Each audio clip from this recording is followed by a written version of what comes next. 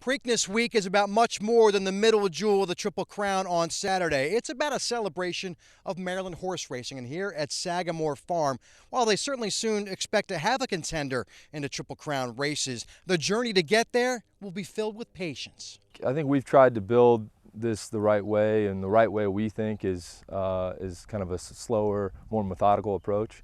And an expensive approach. The facilities at Sagamore Farm, one by one, enjoy restoration and not just modernization. We're going to get there, but we've tried to do it in a way that is more, I guess, organic in nature. And when not organic, environmentally conscious. The track at Sagamore is covered in a synthetic material made of recycled Lycra from Under Armour garments. The beauty of the property and the painstaking detail to keep it so make it the perfect venue for a host of events at Preakness Week. We think Preakness Weekend is one of those times where people around the country look at Baltimore and the state of Maryland and say, what's happening in Maryland? And there's not many times like that. So we want to be on stage this week, and we want to show this farm off, and this farm belongs on stage. It's a big day for us. It's a big day for Under Armour. It's a big day for Sagamore. And we'll have a bunch of guests and a bunch of fun and hopefully a few horses running. But ultimately, horse racing is about winning. Kevin Plank has had just one Triple Crown race horse. Tiger Walk ran 8th in the 2012 Preakness. Kentucky native Hunter Rankin bears the burden of producing those results and welcomes it. He works closely with head trainer Horacio De Paz to cultivate the right formula.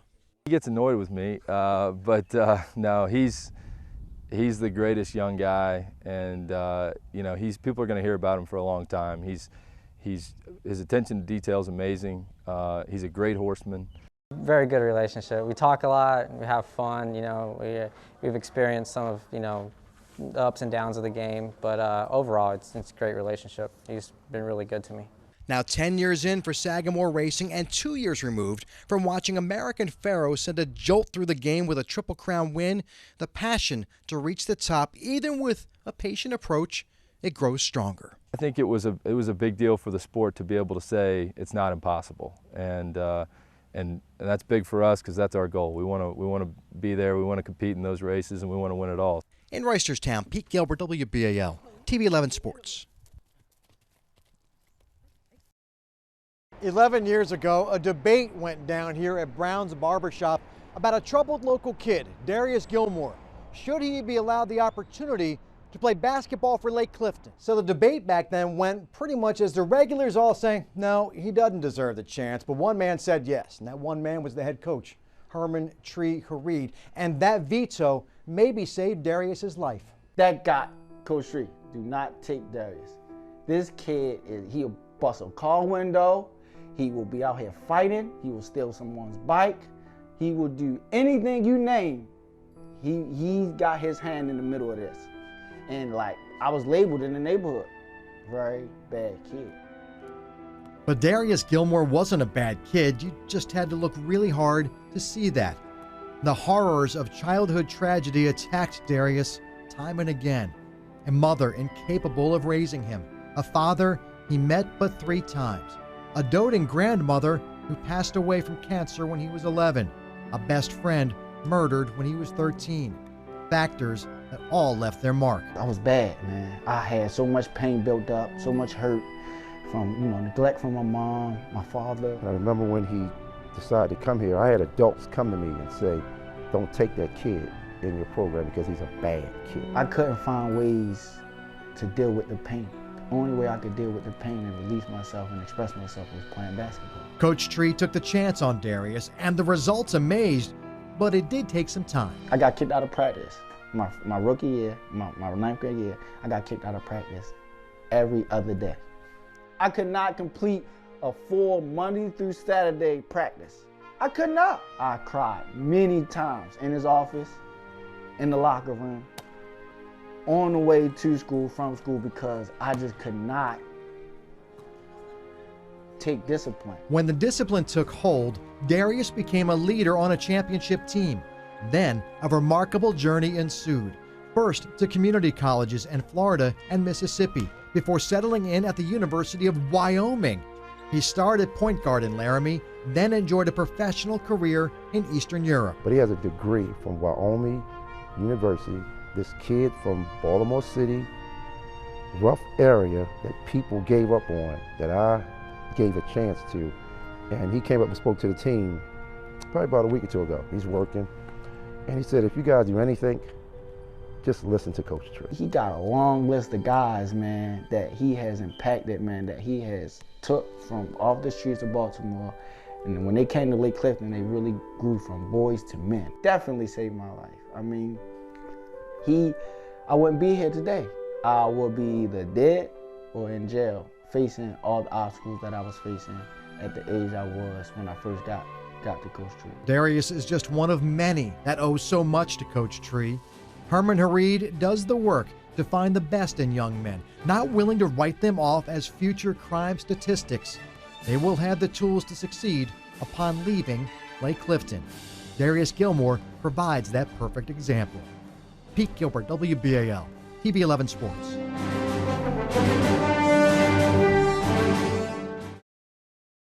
Navy Marine Corps Stadium, it's a great venue for professional lacrosse and home for the Chesapeake Bayhawks.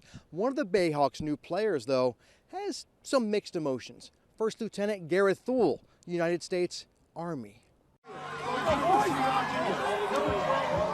Yes, it's a little weird to call Annapolis home, at least for Bayhawks games, but Garrett Thule enjoyed actually some of his finest moments here. All told, his Black Knights beat the midshipmen 5 times during his West Point career. But now a platoon leader in the 82nd Airborne Division, First Lieutenant Thule says he has the best job in the world, constantly ready to go fight for the red, white, and blue. My unit's on Global Response Force right now, and they're basically ready at a moment's notice. I get the ability to come up here and play on my off time. Spare time is at a premium for the young husband and now father, and while he still can, Thule attacks his second passion, lacrosse, with the same enthusiasm for his first, the Army. And if one can help the other, why not? It's a great opportunity for me to show what the Army is all about, and West Point lacrosse is in a large part. And then it's a great opportunity for me to come out here and be competitive and show that I can wear both hats. Thule's family makes every effort to watch the games in person. This is all gravy. I mean, we watched them grow up, play youth lacrosse, went on to high school, won a few state championships, and went to college. And all this pro stuff is just gravy. It makes your heart burst. I mean, I couldn't tell you how proud I am of them.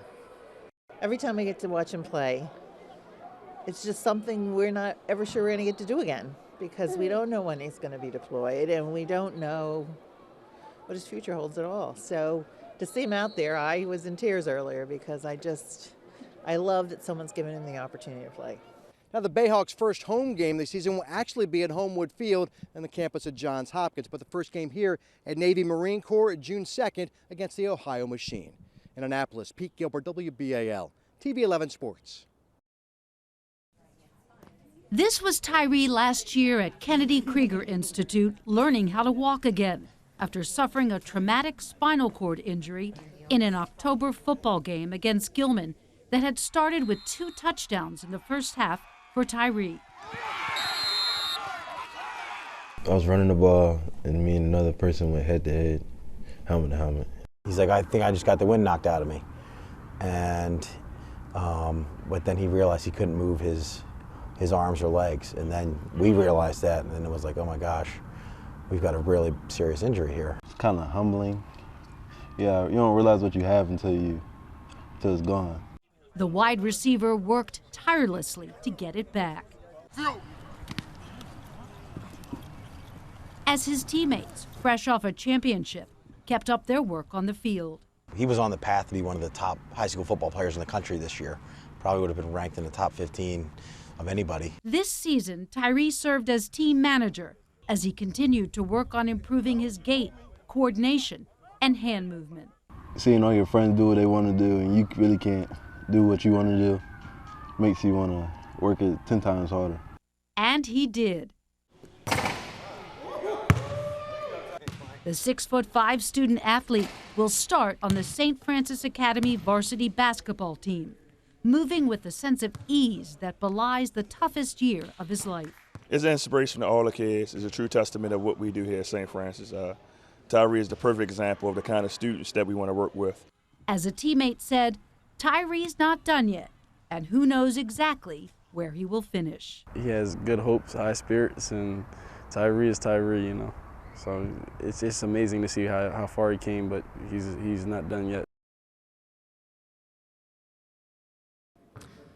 There is a joy here at the UMBC Event Center on the court, and it comes all the way from Puerto Rico. And in spite of the challenges from Hurricane Maria, it won't stop. 5 months following the direct hit from Hurricane Maria, some of life has returned to normal. The capital is right, but in the middle of the island it's tough. No water, no power. Water. Melvin and Erica Mara live in San Juan, but make as many trips to the Baltimore area as they can, not to escape, but to cheer their son. KJ Mara, the senior point guard for UMBC, has helped lift the Retrievers to new heights in hoops. In my basketball journey, they like my #1 fans. Like my dad is the biggest supporter you'll ever see. He's been recording me since I was little. I have footage like from 7 years old till now. Melvin Mara took that hobby of videography and turned it into a career. I record all the basketball game of KJ, and one time my wife say, study video, man. Cinematography. Cinematography. Okay, I will change. Study, and that is a start. He works with some pro basketball teams in Puerto Rico. He does the media, the hype videos. An improbable voyage from Puerto Rico, where his basketball talents were not celebrated, to a Miami Hoops camp, junior college, and now to UMBC. He just does what our team needs. You know, he guards the basketball, you know, at a high level, even though he's given up 30 pounds most nights. He's given up height most nights. He's just got a heart, you know, that is really, really hard to measure. And pride for his home island. It propels him to succeed. Comes where I'm come from. Like Puerto Rico just makes me smile, and I'm always a smiley guy. You see me in the court talking to my guys, like encouraging them, smiling all the time. And it brings joy to the other players and even the crowd. They enjoy seeing like they having fun out there. Fun that has the Retrievers sniffing the NCAA tournament. In Catonsville, Pete Gilbert, WBAL, TV 11 Sports.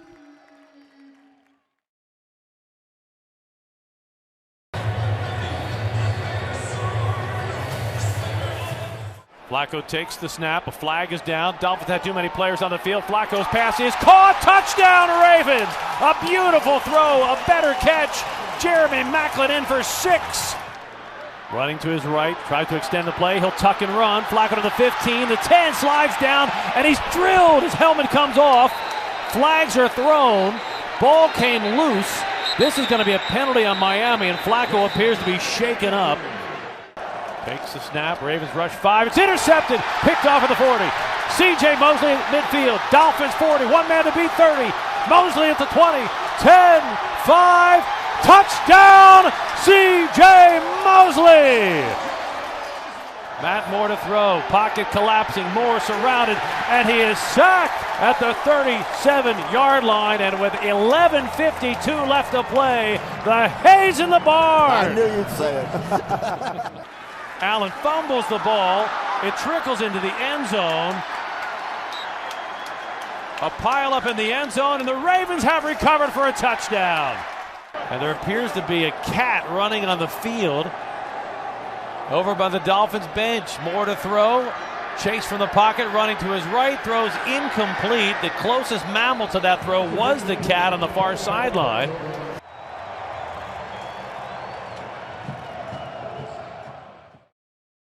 No doubt there was a vacuum created when Steve Smith retired, not just in terms of talent on the field, but in terms of personality as well. But Mike Wallace thinks he might be the guy to fill both of those holes. Here's a little bit of my conversation with number 17. Just being more comfortable, honestly. Just knowing my role and just knowing that, you know, Steve is gone, I know I have to step up as a leader. And I think I was myself last year, you know, even with him in the room, but with him gone, I just have to do it even more. Defense has gotten an awful lot of accolades for the acquisitions they had, the pieces they brought back. And yeah, you look on paper, that could be an historically great defense. I think so. And then offensively, kind of like, I don't know what's going on. When you hear that. I don't know what y'all thinking. I think we're fine. I think we're going to have a good offense, great offense, honestly. we have a lot of people returning. We had some injuries, but that just gives other guys a chance to step up and just play and make plays and make a name for themselves. Came in here a year ago, and I mean, I think of the play against Pittsburgh with 90-whatever yard touchdown. 95. Thank you. I want to get the number just right. A 95-yard touchdown and a half. Quick release, caught Mike Wallace, 15, 20, stiff arms a man, 30, near sideline, 40 leg race, midfield, down to the Steeler, 40, Wallace to the 30, the 20, the 10, 5, touchdown Ravens! I think I had a lot of big plays, but I want more. I think I need some more touchdowns. I've been working on my dances, been in the mirror a little bit lately, just been practicing. So I need to put those to use. I only had 4 touchdowns last year. I would love to, kind of triple that. Do you consult Brandon Williams on the moves for the touchdown dance? Nah, not really. He can't dance better than me. He lost to a little girl. Like, she's like 7. If they would have had me in the dance, I would have killed her. Like, she wouldn't have had a chance. That's why they let Big Brandon do it. They let Big Baby do it because, they didn't want me to embarrass them. I got you. Yeah. Thanks, bud. No Stay doubt. healthy. Man. Try.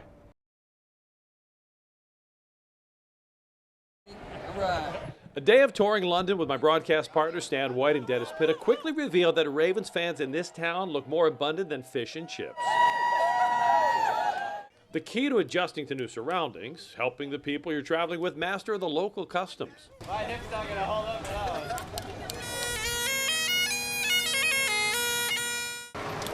No, I said the bet on the game was on the Ravens.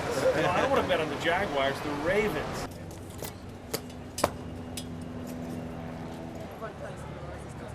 You are allowed to touch the horse. Him, not so much. They do things differently here, which makes even basic activities like crossing the street a bit tricky. That's a long bus ride.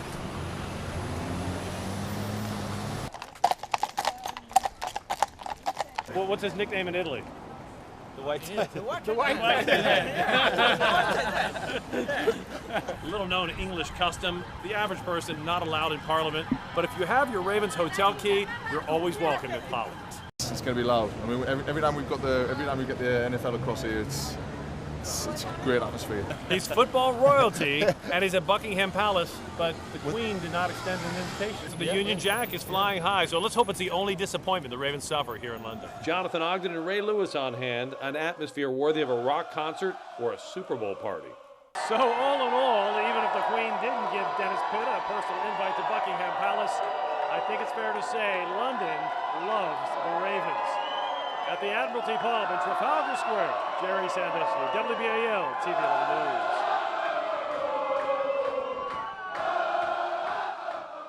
We leave you tonight with an extended look back at Steve Smith Sr.'s time in Baltimore. Until September, for Pete and Kadri, I'm Jerry Sandusky, wishing you a very happy 2017. Good night. It is not my job to go in there and say, hey, I'm Steve Smith. My job is to fit in to a culture that is already established. Runs to his left. Now he fires deep. He's got Steve Smith Sr. open. Caught 30-yard line. Bengal 20, 15, 10, 5. Touchdown Ravens. Welcome to Baltimore, Steve Smith Sr. Taps it once, throwing end zone. Looking for Steve Smith Sr. And Sr. makes the catch for a touchdown. I consider myself a assessor. I assess that defender that's playing against me, and will he be good enough? And if he's not, we'll find out very soon. He'll get cut. We'll move on, bring in another guy. Blitz pressure coming. He lost it. Far sideline. Tip caught. Steve Smith Sr. And he's going to the 20, 10, 5. Touchdown Ravens. And he's a happy man. Flacco fumbles the snap, picks it up, and heaves it towards the end zone. Steve Smith Sr. is there. He makes the catch. Flags are down. Touchdown Ravens, the second of the day for Steve Smith Sr. Ready for somebody? Here we go. This is a nail, hit him in a coffin. You're dead. Take your ass back to Carolina. Make sure you mow my lawn too while you're out there. Keep it clean for me. I'll give you a one-liner. That film was a coaching session. They're gonna be coaching. I'm 35 years old and I ran around them boys like they were schoolyard kids. Pumps once, throwing deep, looking for Steve Smith Sr. Smith Sr. has it inside the 5. He's in, touchdown! When I line up, I think there's no better option than myself. That's how I practice, that's how I play. Hey, you guys go make a play, and I said that's what we're here for, is to make plays. Flacco heaves it deep, far side, goal line. Steve Smith Sr. is there. He makes the catch. Touchdown, Ravens! What a throw and what a catch. The best thing I could do without threatening him. I look forward to playing him again. He's on my lifetime hit list. Takes the snap. Patriots rush 5. Flacco throws in the end zone, and it is caught. Steve Smith Sr. Touchdown number 2. Flacco fires complete. Steve Smith has it at the 30-yard line, 35, 40, and he's taken down at the Ravens' 42-yard line. Steve did tear his Achilles tendon.